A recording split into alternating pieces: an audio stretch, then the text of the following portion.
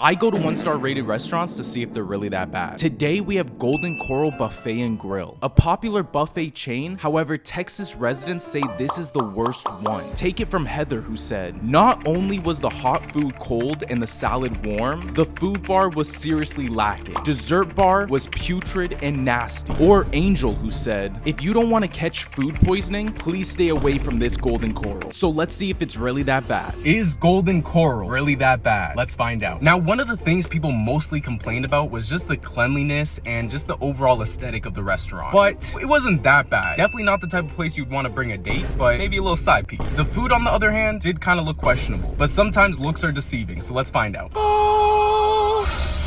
Now at this buffet, it's a weigh and pay, and in total I spent just about $18 for 2 boxes, which I think is pretty good. Starting with the pizza. Honestly, I've had worse. It kind of just tastes like frozen pizza. It definitely is frozen. Now, they call this a cheeseburger. What the f is this? The bun is so greasy, and it looks like the patty is a little burnt or charcoal. Wow, just as expected. It is drier than the Sahara Desert, man. You don't want to be putting this meat in your mouth. I have no idea what this is. Surprisingly good. Next, we take a trip to Italy. I mean, the pasta looked like it was sponsored by OceanGate, the way it was just sinking in that water. Let's dig in.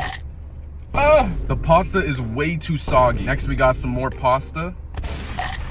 These definitely were the worst out of this round. Not good. Now, when I saw this piece of chicken, I just knew I had to get it. It literally looks like the most unseasoned piece of chicken out there. Wow, that was as bad as it looks. Looks were not deceiving. That was horrible. And I'm just deep throating all of that. Next is the meatloaf.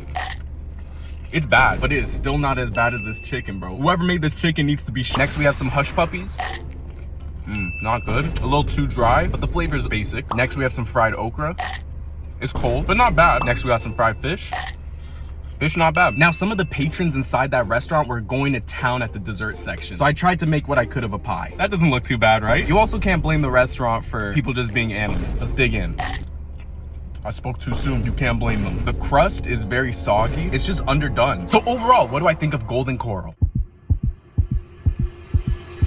Honestly, it's not that bad. Now, hold on. I know what you're thinking. I got 2 big plates for $18, which I don't think is that bad. Am I tweaking? I feel like as far as cleanliness and the things that people complained about, I personally don't feel like it's anything I wouldn't expect from an IHOP or Waffle House or any other fast food buffet place. I have definitely been to worse. As far as food, I mean, I paid $18. I definitely could get something, you know? Once you find the food that you like, just keep getting that. Don't experiment. You will be disappointed. But if you already know what you like, it's a blessed day. I definitely don't think it's the worst buffet I've been to, and it's definitely not the worst restaurant in general I've had. So overall, I'm gonna give Golden Coral a 2.4 out of 5.